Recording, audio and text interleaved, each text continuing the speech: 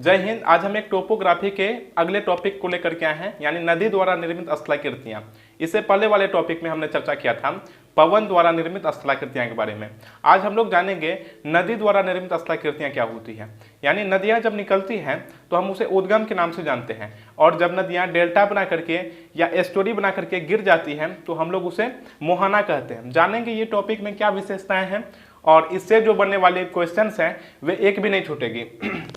जानेंगे कि अपक्षय की क्रियाएं क्या होती है, अपरदन की क्रियाएं क्या होती है, निक्षेपण की क्रियाएं क्या होती है, और जानेंगे कि जो नदी की अवस्थाएं होती हैं, है ना, यानी upper course, middle course, lower course, यानी कि युवावस्था, प्रौढ़ावस्था और वृद्धावस्था, ये क्या होती है। तो बने रहे हमारे इस वीडियो में। टोपोग्राफी यानी स्थलाकृति, ठीक है, ये ज्योग्राफी का ही एक पार्ट है। इससे पहले वाले टॉपिक में हम क्लियर कर चुके हैं। यानी ज्योग्राफी को हम लोग 4 भागों में पढ़ते हैं: एस्ट्रोनॉमी, एस्ट्रोलॉजी, जियोलॉजी, टोपोग्राफी। तो ये एक टोपोग्राफी है। इससे पहले वाले टॉपिक में यानी 11-12 टॉपिक होगी जिसमें हमने जियोलॉजी के बारे में पढ़ लिया है। अब हम लोग टोपोग्राफी में समझते हैं नदी द्वारा जो निर्मित स्थलाकृतियां हैं वे किस प्रकार से, उसकी क्या विशेषता है, उसे हम लोग किस प्रकार से अध्ययन करेंगे। ठीक है, अपक्षय क्या होती है सर्वप्रथम ये जान लेते हैं।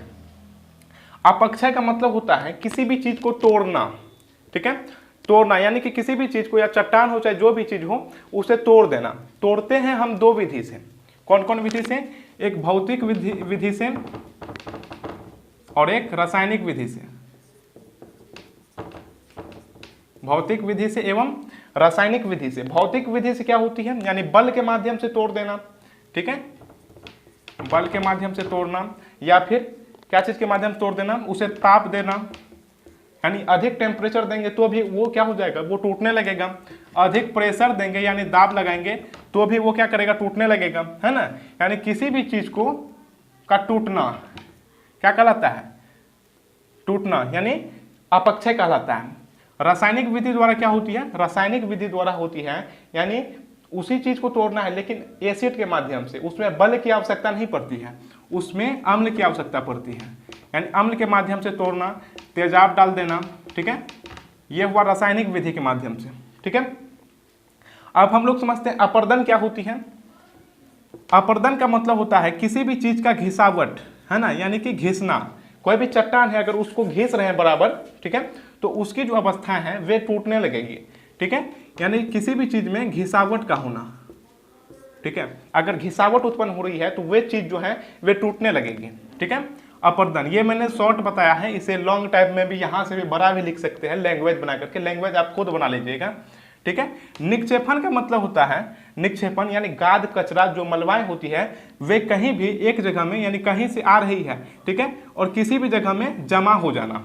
ठीक है, उसे हम लोग क्या कहते हैं, निक्षेपण कहते हैं। यानी जो गाद हुआ है, कचरा है, नदियां द्वारा जो लाई जाती है, मलबा है ना, ये किसी भी स्थान में जमा हो जाता है। जमा हो जाना ही निक्षेपण कहते हैं।